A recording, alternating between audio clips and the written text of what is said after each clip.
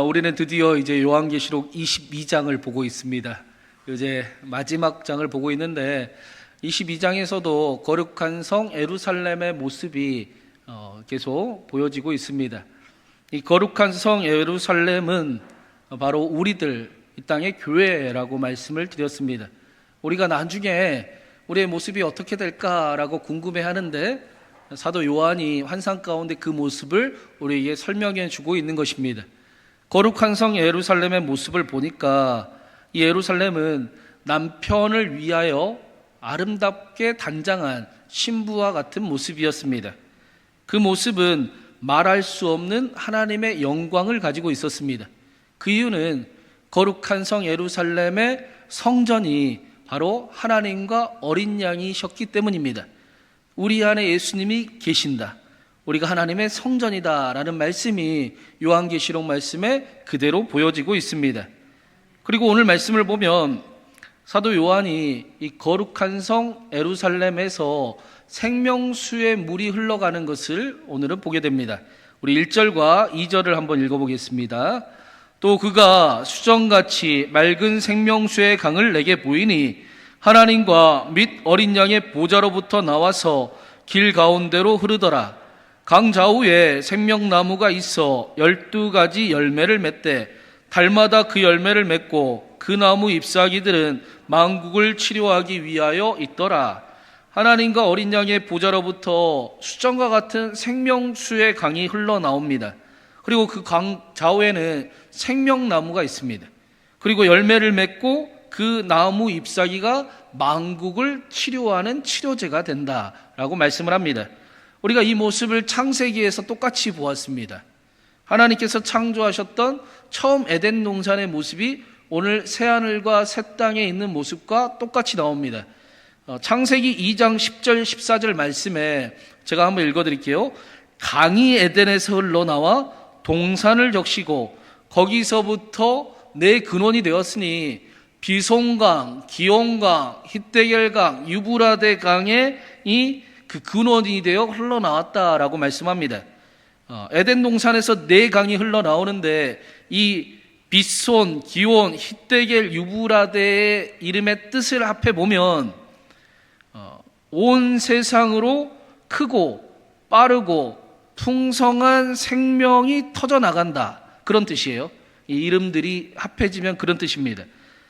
에덴 동산에서 광야와 같은 세상으로 빠르고 크고 강력하고 풍성한 하나님의 생명이 흘러넘치는 모습을 창세기가 보여주고 있습니다. 처음 에덴 동산의 모습이 지금 마지막 요한계시록에서 다시 회복된 모습을 성경이 우리에게 보여주고 있는 것입니다. 예수님이 거듭남에 대해서 설명하실 때 거듭남은 우리가 그냥 다시 태어나는 게 거듭남이 아니고 원래 지어졌던 그 모습, 처음 모습대로 다시 태어나는 것을 거듭남이라고 말씀하셨습니다. 지금 그 일을 요한계시록에서 똑같이 보여주는 겁니다. 처음에 우리가 창조되었던 그 모습 그대로 세상의 것보다는 하나님의 것이 더 기뻐지고 하나님으로부터 만족할 수 있었고 하나님을 간절히 원했고 하나님 안에 살기를 바랬던 그 모습이 지금 요한계시록 마지막에 지금 다시 회복됨을 보여주고 있습니다. 처음이자 마지막인 하나님께서 처음에 그 우리를 위해 만드셨던 그 에덴 동산을 다시금 회복하시고 그것을 교회다라고 부르고 계십니다. 그래서 세상의 첫날보다 하나님의 전에서의 단 하루가 더 귀하고 악인의 장막의 거함보다 내 하나님의 문지기가 되는 것이 더 기쁩니다 라는 그 다윗의 고백은 천국을 미리 맛본 자의 고백이었습니다. 아, 하나님의 나라가 그런 것이구나, 내가 그 나라에 살고 싶구나, 그것을 예수님이 거듭남이라고 가르쳐 주셨던 것입니다. 성경에서 보좌에서 물이 흘러나오는 장면이 한 군데 더 나오지요. 우리가 여러 번 봤는데 에스겔 말씀에서도 똑같은 말씀이 나옵니다. 우리 에스겔은 한번 같이 읽어보겠습니다. 그가 나를 데리고 성전 문에 이르시니 성전의 앞면이 동쪽을 향하였는데 그 민지방 밑에서 물이 흘러나와 동쪽으로 흐르다가 성전 오른쪽 제단 남쪽으로 흘러내리더라. 계속 돌려줄래요? 이 강물이 이르는 곳마다 번성하는 모든 생물이 살고 또 고기가 심히 마르니니 이 물이 흘러 들어가므로 바닷물이 되살아나겠고 이 강이 이르는 각처에 모든 것이 살 것이며 강 좌우가에는 각종 먹을 과실나무가 자라서 그 잎이 시들지 아니하며 열매가 끊이지 아니하고 달마다 새 열매를 맺으리니 그 물이 성소를 통하여 나음이라. 그 열매는 먹을 만하고 그 잎사귀는 약재료가 되니라. 오늘 말씀과 똑같은 말씀이 지금 에스겔에 나오고 있습니다. 하나님의 성전에서 생명의 물이 흘러나와 모든 생명을 회복시키고 살릴 것을 약속하십니다. 강물이 흐르는 곳마다 다 번성하고 모든 생물이 심히 많아집니다. 강 좌우에 열매가 맺고 그 열매의 잎사귀 나무가 만국을 치료하는 치료제가 됩니다. 오늘 말씀에는 이 생명수가 하나님과 어린 양의 보좌에서 흘러나오고 있다라고 말씀을 하고 있어요. 그 회복이 어디서 나는가, 그 생명이 어디에 있는가, 바로 그 생명의 발원지가 하나님과 어린 양 예수 그리스도다라고 가르쳐 주는 것입니다. 하나님께서 성경에 처음 나오는 그 에덴 동산을 오늘 말씀에서 다시 회복시키는 장면을 보여주시면서 그 일이 어디서 시작되었는가, 그 일의 중심이 어디 있었는가, 바로 어린 양 예수 그리스도로부터 시작된 일이다 라고 말씀하는 겁니다. 우리에게 예수 그리스도를 알려주시고 예수 그리스도를 믿게 하셨는데 그분이 이미 승리하셨고 그분이 능력이 되셨으며 그분이 그 일을 이루셨음을 이미 완성된 교회를 확인하게 하시는 겁니다. 그래서 요한계시록이 그런 말씀이라고 했잖아요. 이 땅을 살아가고 있는 성도들에게 완성된 교회를 보여주면서 이겼다. 우리 성도들, 우리 교회 이겼다.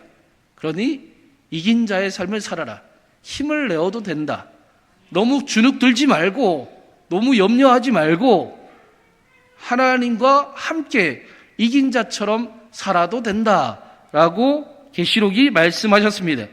그 회복의 역사가 어린 양의 보좌로부터 시작이 됩니다. 생명을 살리고 치유하는 근원지가 바로 어린 양이십니다. 그래서 요한계시록에 예수님이 생명수에 대해서 말씀하시면서 이런 말씀을 하셨어요. 요한복음 7장 우리 37절 38절도 한번 읽어보겠습니다.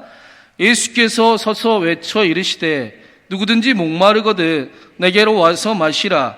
나를 믿는 자는 성경의 이름과 같이 그 배에서 생수의 강이 흘러나오리라 하시니, 예수님이 생명의 물이 되시는데 누구든지 목이 마르거든 문제가 있거든 몸이 아프거든 치유가 필요하거든 내게로 와서 마시라 라고 말씀하십니다. 믿을 만한 분이 계시는데 그 능력의 근원지가 계시는데 누구든지 예수 그리스도께로 나와서 마셔라. 그리하면 내가 싸매고 고치고 치유하고 회복시키고 새롭게 할 것이다 라고 말씀하는 것입니다. 그뿐만 아니라 나를 믿는 자는 성경의 이름과 같이 그 배에서 생수의 강이 흘러나오게 한다고 하셨어요. 그러니까 우리의 배에서도 생수의 강이 흘러나오는 겁니다. 예수님만 그 일을 행하시는 것이 아니라 우리도 그 일을 행하게 하시는 겁니다. 우리 배는 가장 살찌는 부분이지만 동시에 가장 힘이 있는 부분이 우리 배입니다. 배심으로 사는 거잖아요, 우리가. 근데 우리 배에 하나님이 힘을 주셨습니다. 하나님의 신기한 능력을 이미 우리에게 주셨습니다. 이미 우리 안에 그 능력이 있습니다. 그래서 예수님처럼 예수님보다 더 큰 일을 행하게 하시겠다라고 말씀하십니다. 오늘 말씀에서는 그 일이 우리에게 이미 이루어졌고 우리가 그렇게 사는 자임을 우리에게 알려주시는 것입니다. 그래서 오늘 말씀의 5절에 보니까 다시는 밤이 없겠고 등불과 햇빛이 쓸데가 없다. 이는 주 하나님이 그들에게 빛이심이리라. 그들이 세세토록 왕노릇하리라 라고 말씀합니다. 여러분, 우리가 왕 같은 사람들입니다. 네. 왕은 권세가 있잖아요. 다스림이 있습니다. 뭔가를 정리를 하고 무언가를 이끌고 그럴 힘을 가진 사람이 바로 왕입니다. 우리가 왕이잖아요. 왕 노릇 하라는 게 부정적인 의미가 아니라 하나님이 우리를 보시기에 너희가 왕 같은 사람들이다. 그 일이 왜 이루어지는가? 5절 말씀해 보니까 이제 등불도 태양도 필요 없다라고 말씀하세요. 등불과 태양이 왜 있어야 했습니까?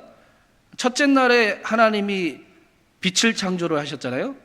그 빛은 하나님을 보게 하는 빛이었습니다. 그런데 그 빛을 우리가 볼 수가 없으니까 넷째 날에 그 빛을 볼 수 있는 광명체를 만들어 주셨어요. 우리가 하나님을 직접 보면 우리가 안 되니까, 직접 볼 수 없으니까 광명체를 만들어 주셔서 저 태양을 보면, 저 빛을 보면 저게 하나님이 계시는구나 라는 것을 알게 하셨습니다. 그런데 이제는 그 빛이 필요가 없대요. 무슨 말이에요? 우리가 하나님을 볼 수 있게 해주셨다는 겁니다. 우리가 하나님 앞에 나아갈 수 있잖아요. 우리는 기도를 무시하는 경향들이 있지만 성경은 기도가 가장 큰 능력이라고 말씀합니다. 우리가 하나님 앞에 담대히 나아갈 수 있는 은혜를 얻었습니다. 우리가 하나님을 바라볼 수 있습니다. 우리가 하나님과 함께 할 수 있습니다. 자격도 필요 없고 조건도 필요 없습니다. 하나님이 우리를 택하셨습니다. 그래서 우리가 하나님을 바라볼 수 있고 하나님께 구할 수 있고 하나님이 응답하시기에 우리가 왕 같은 사람들이 되었습니다. 우리가 기도를 안 해서 그렇지 우리의 기도에 하나님이 응답해 주십니다. 우리의 기도에 하나님이 하나님의 선하심을 우리에게 나타내 주십니다. 우리가 함께 그 일을 이 땅에서 이제 이루어 가시겠다. 왕 노릇하게 하시겠다. 그러니 기도해봐라. 하나님과 함께 살아봐라 라고 말씀하시는 겁니다. 오늘 말씀을 우리 같이 나누면서 우리가 창세기에서 이 말씀을 나눈 적이 있었어요. 네, 창세기에 보면 하나님이 에덴 동산을 만드실 때 아담이 있었나요? 아담이 그 뒤에 만들어졌나요? 아담을 만드시고 에덴 동산을 만들었습니다. 아담이 먼저였어요. 근데 그때 아담이 있을 때, 아담이 땅에 있을 때 땅의 모습이 어떠했느냐? 들에는 초목이 아직 없었고 밭에는 채소가 나지 아니하였었다라고 말씀해요. 그러니까 아담이 에덴 동산이 만들어지기 전에 창조의 세계에 있을 때 모습이 광야 위에 있는 모습과 비슷했습니다. 땅에 아무것도 없고 또 채소도 없고 초목도 없던 그런 광야 위에 있던 아담을 하나님이 에덴 동산을 만드셔서 들어가게 하셨습니다. 이 모습이 나중에 마치 출애굽기에 광야에 있는 이스라엘을 약속의 땅으로 들어가게 하시는 이스라엘과 똑 닮았습니다. 근데 그때 하나님이 이스라엘 백성들에게 광야에 있을 때 뭐라고 하셨느냐? 출애굽기 19장 4절에 이렇게 말씀하셨습니다. 우리 한번 읽어보겠습니다. 내가 애굽 사람에게 어떻게 행하였음과 내가 어떻게 독수리 날개로 너희를 업어 내게로 인도하였음을 너희가 보았느니라. 이스라엘 백성이 광야에 있을 때 하나님께서 이스라엘 백성을 업어서 인도하셨습니다. 우리의 삶이 때로는 광야 같고 우리의 삶이 힘듦의 연속 같을 때도 있지만 그런데 우리에게는 약속의 땅이 약속되어 있습니다. 그 길을 가는 동안 우리를 절대로 혼자 두지 않고 하나님이 우리를 업어서 가고 계신다라고 말씀하십니다. 한 번도 혼자 두신 적이 없고 이스라엘을 업어서 약속의 땅으로 인도하셨던 것처럼 우리를 그 길로 인도하고 계십니다. 우리가 때로는 혼자서 광야를 걷고 있는 것처럼 느껴질 때도 있지요. 그러나 우리는 성경이 절대 혼자가 아니다. 내가 너의 아버지가 되고 내가 너를 바라보고 있고 내가 너의 기도에 귀를 기울이고 있다. 나에게 이야기해라 라고 말씀하십니다. 그리고 우리를 업어서 약속의 길을 가시고 반드시 그 약속을 이루심이 요한계시록 22장에 지금 환상을 통해 보여지고 있는 것입니다. 사랑하는 여러분, 우리의 삶이 광야 같을 때도 있지만 하나님이 절대로 우리를 혼자 두지 않으십니다. 업어서 가고 계십니다. 제발 하나님의 등에 업혀서 가는 저와 여러분 되기를 간절히 바랍니다. 하나님이 우리의 기도를 귀 기울이고 계십니다.